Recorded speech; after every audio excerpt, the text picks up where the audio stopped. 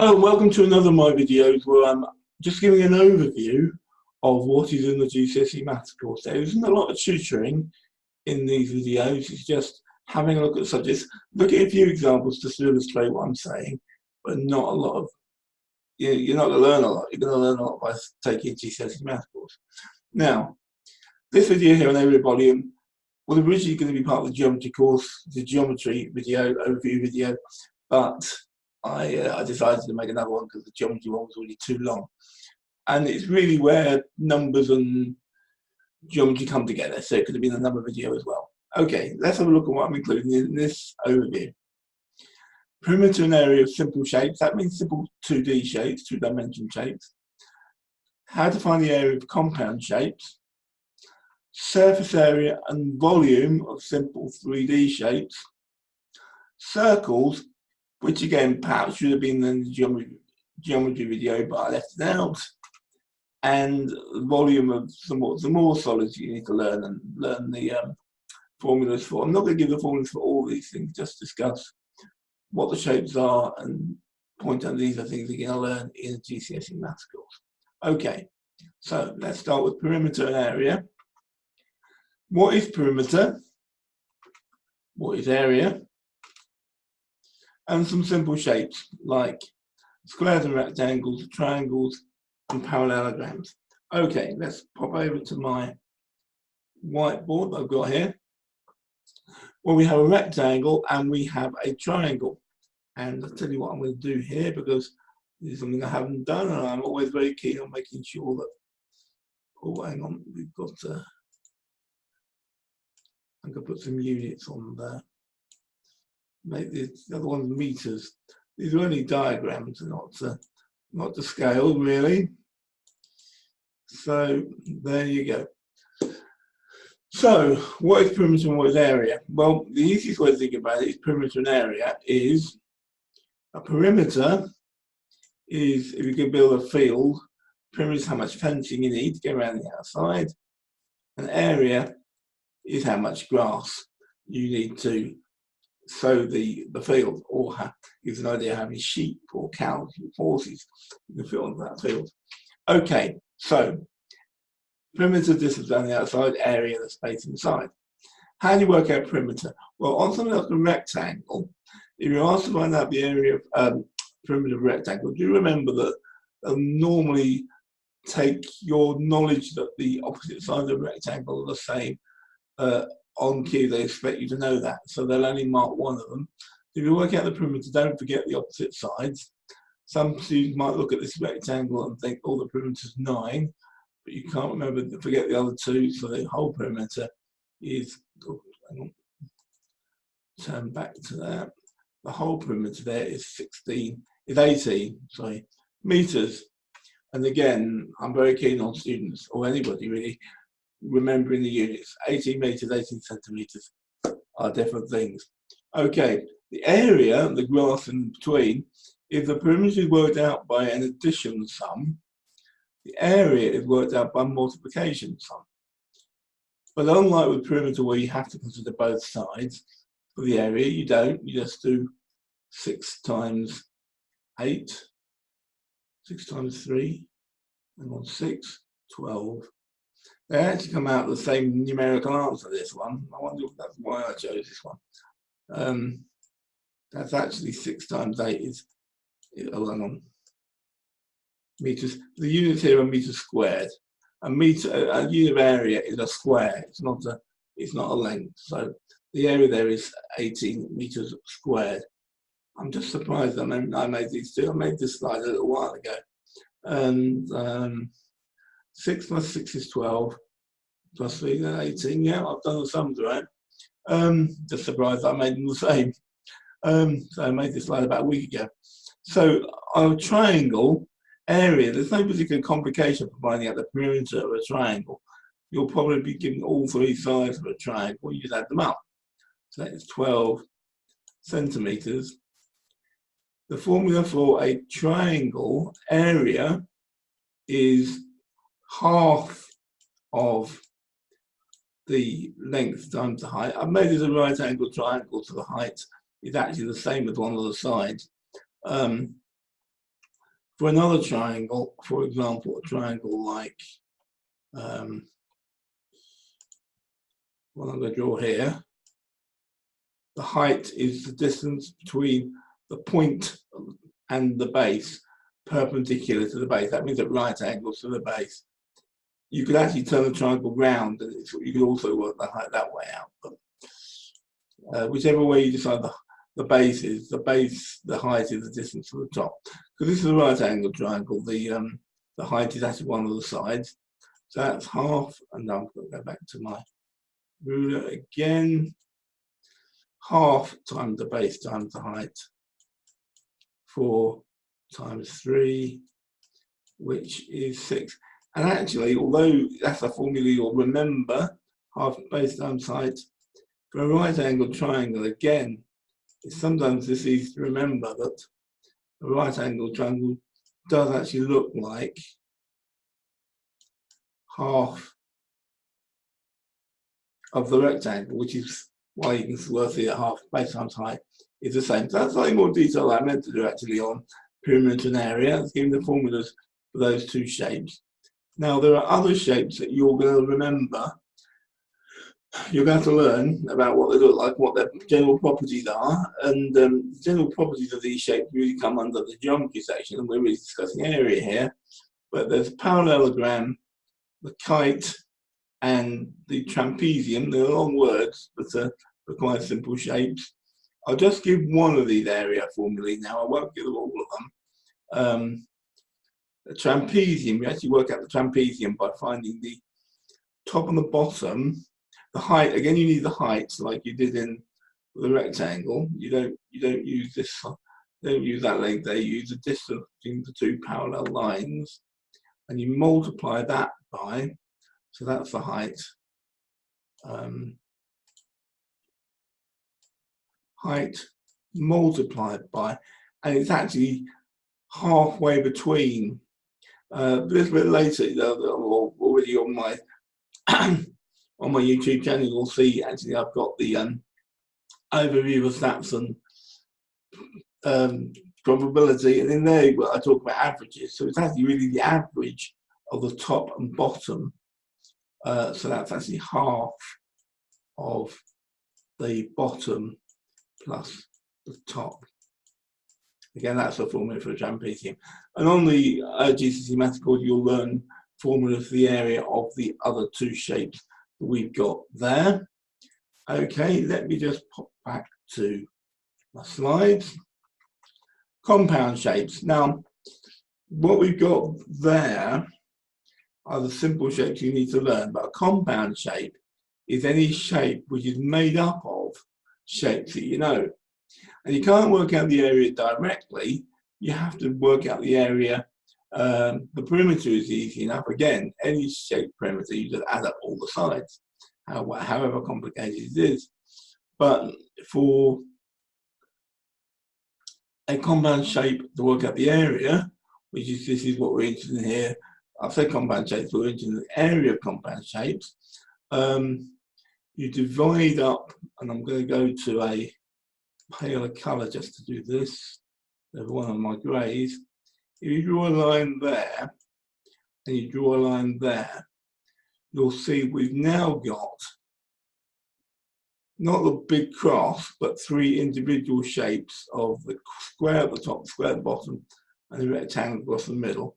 And the only other thing you have to do then is try and work out what each of these lengths are. Well, all the lengths around here is a regular cross. I've just marked 2 on there, but they're all 2. So this square at the top is 2 by 2. I keep forgetting to turn off my line. And so that's 2 by 2, which is 4. Again, let's give this some units, shall we? 2 centimeters, 2 centimeters. 2 by 2 is 4, and there's 1 at the top and 1 at the bottom. That's another 4. Squared, centimeters, squared. And now the one in the middle is 2. Well, that 2 is one of the dimensions. The other dimension is 2 plus that 2 plus that 2. They're all 2s, those. It's 2 times 6, which is 12. So the full area of this square is 4 by 4, which is 20 centimeters squared. There are other ways of working that out by dividing the shape up differently, but for this video I'm only going to show one. Compound shapes, you're looking to divide the shape up into shapes you do recognize, because you won't know a formula for the area of a cross just off the top of your head. And that's particularly, you'll see examples around where you've been asked to work out the area of an irregular room, maybe a room with a corner taken out of it. Anyway, so let's move back to the area of compound shapes or unit conversion. I've been putting units on of meters or centimeters, but if you're working out an area of a shape and one of the dimensions is given in meters and the other one is given in centimeters, very important that you turn them both into the same unit. It doesn't really matter if you turn them both into centimeters or both into meters, but if you try multiplying a number given in centimeters by one given in meters, you're going to run it. You're not going to get an answer that makes a lot of sense. Okay, so surface area and volume. Let's look at the points on the slide first. Surface area, volume of prisms. I'll tell you what prism is in just a moment, and that's what's going on the slide. Okay, so now this is a prism. A prism is any shape where the cross section, i.e., if you slice it up, it's the same all the way through. Now, a loaf of bread is quite irregular cross section. You might think of it as a prism because it's the same all the way through, roughly speaking. So, also, if you ever just study science, you'll know prisms, the word prism, because something made of glass, which is roughly this shape, it actually makes light split up into a rainbow, and that's probably where you may have heard the word prism before. But actually, any shape which is the same all the way through is a prism, and the volume isn't too hard to work out because you just work out the area of one of the cross sections. Let's say this is a triangle, which is I'll give the same dimensions as I gave before. 4, 3, 5. But let's say this edge here is 7. So work out the area of that one first, which is well, as we had on the previous one, 6. Just check. I know the areas. Checking I hadn't made a mistake on the earlier slide. So that's 6 centimeters squared. But then we're going to multiply by this distance, which is 7 centimeters. And air volumes are given in centimeters cubed. Got to just think of little squares which are centimeter by centimeter by centimeter. How many could you fit inside that prism? The answer is 42. We'll have to chop a few up, but you can squeeze 42 in there. Okay, so that's the volume of a prism. Now, there are a few other shapes we're going to come to in a moment. We're just going to have a little diversion to look at circles. I'll come back to the volume of other shapes in just a moment. Now, circles, parts of a circle, and using pi, and more on compound shapes. Okay, so let me go back to here. I've got a circle here. Now, this really should have been on the geometry video, but I left it off. Because we're going to talk about how we're going to work out the area and perimeter of a circle in a moment. But just before we do that, we're just going to have a look at the different parts of a circle. Probably the most important part of a circle for working out volumes and area is the radius, which is the distance between the middle point and the outside. If you're using a compass, and again I talked about compasses in the geometry video to draw a circle, that's the width that you make your compass to draw the circle. It's that distance between the middle. And as well as being the distance, it's also the name of any line that goes from the middle to the outside. And there are various other parts of a circle. A sector is a shape. If you cut out like a slice of cake, if you like, and then there's other words that you're going to learn about a circle, like any line that I'm going to make it a straight line. Any line that goes from one point of the edge of the circle to another is called a chord. Now, let's just turn that off. We just spell like this, and since I'm called Chris and my name has an H in it you don't use, chord is similar. Chord is spelled like that with an H in, and you don't use the H, you just say chord. Okay, so, and there are various other bits of a circle that like you'll learn. Another one that's important is circumference. Now, circumference, which I'm not going to try writing at with time.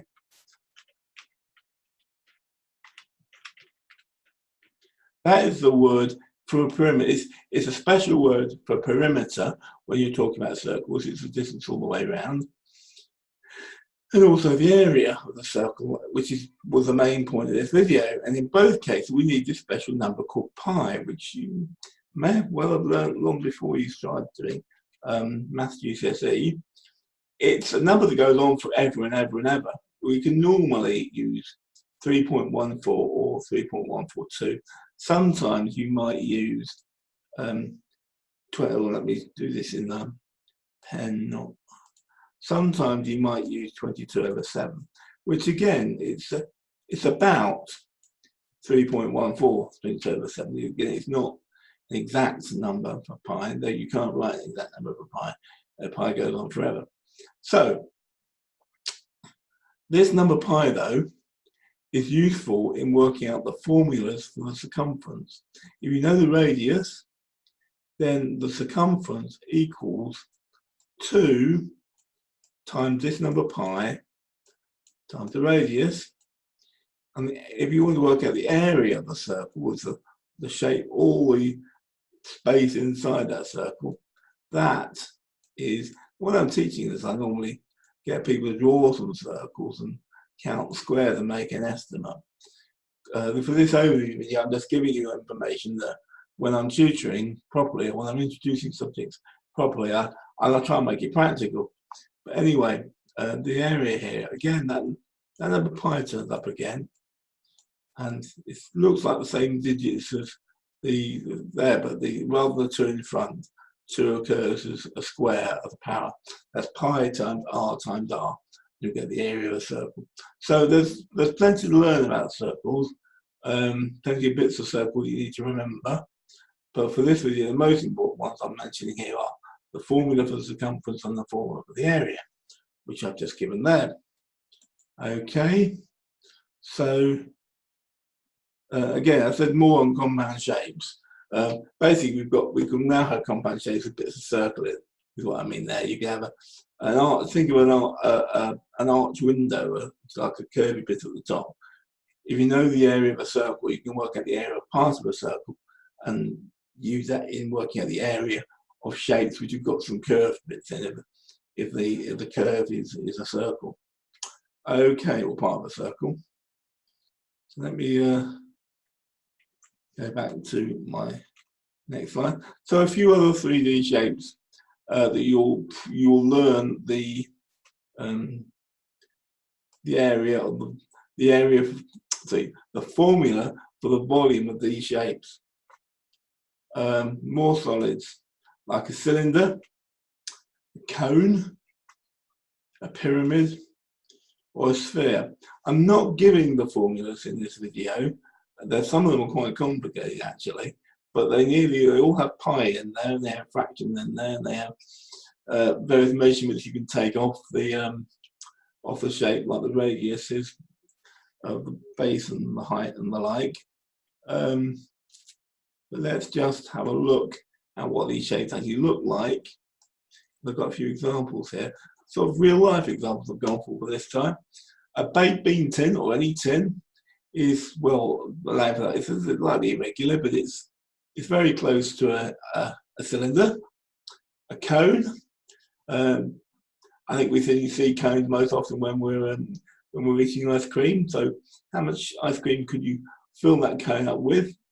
There'll be a formula for that, sphere, and the pyramid, which is a nice pyramid from Egypt. So there's examples from some shapes which you will learn the formulas for the area. Does occur to me one thing I haven't mentioned, and I meant to mention it was on my slides, is surface area. Surface area is like a property of 3D shapes. It's just the area of all the sides added together. So you work out the area of that triangle at the end and the other end and the areas of the shapes around it. And that can take a little bit of working out, because you have to look at each side separately and think, well, what sort of shape is that? Because we've got triangles there, we've got rectangle there, and we've got rectangle on the other sides. So that's how you work out surface area. A surface area is like how much wrapping paper you would need. Well, in practical terms, you normally do a bit of overlapping stick sellotape on, but how much paint you need to paint it is probably a better example. Okay, so I think that's the end of my PowerPoint slides. But what I do have left to do is I've got an exam question here, just to show you. I'm not going to, I think I might do this one actually. So there I've written, remember I gave the formula for a trapezium. It's half of the top and the bottom. That's 2 at the bottom, 7, so 2 at the top, 7 at the bottom, and the distance between the two parallel lines is 4 squares. So that's half times 2 plus 7 multiplied by 4. What they've just asked us to do is to draw a grid of a triangle which is equal in area to that trapezium. So the first stage is to work out what the area of the trapezium is. That's what I've started doing here. 7 plus 9 is, 7 plus 2 is 9, and that's there. And so we've got half times 9 times 4. Well, I'm going to do a bit of a trick here.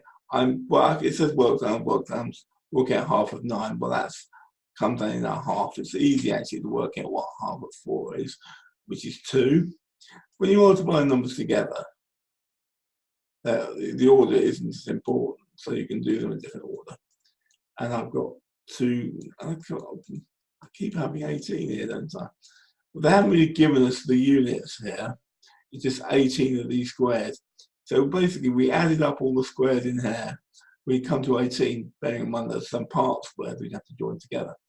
Okay, so it's 18 squares. So what we want to do, in the same units we've got here, we want to draw a triangle which is 18. Well, that's half of base times height. So we want base times height, half of base times height, to equal 18. So base times height has got to equal 36. So any triangle we draw on here which has got height of 6 and base of 6 will actually meet the question that we've been asked. So I'm just going to go back to line there. I'm going to draw my triangle in black, and I'm going to draw a base of 1, 2, 3, 4, 5, 6 along there, and I'm going to want 1, 2, 3, 4, 1, 2, 3, 4, 5, 6 of my height. And actually, where the apex is, where the top is, doesn't really matter, but I'll put it in the middle there. So this is our isosceles triangle. Okay, like that. So what I've done there is I've drawn a triangle which has got exactly the same area as that trapezium. So to do that question, we need to know how to work out the volume of the trapezium, and we need to work out a triangle then that had the same area. So you need to know the formula for the area of a triangle to be able to do that. That's an example of a question about area. Okay, I'm not going to do any more on this particular video. This is just a quick overview of all the things that you might meet under the subject of area and volume, and a little bit of circles. And please watch the other videos that give the rest of the GCSE math course. Later on this YouTube channel, I'm going to be giving you some more in-depth tutoring about various areas of the GCSE maths course. And if you're going to take a course, best of luck. Thank you. Now,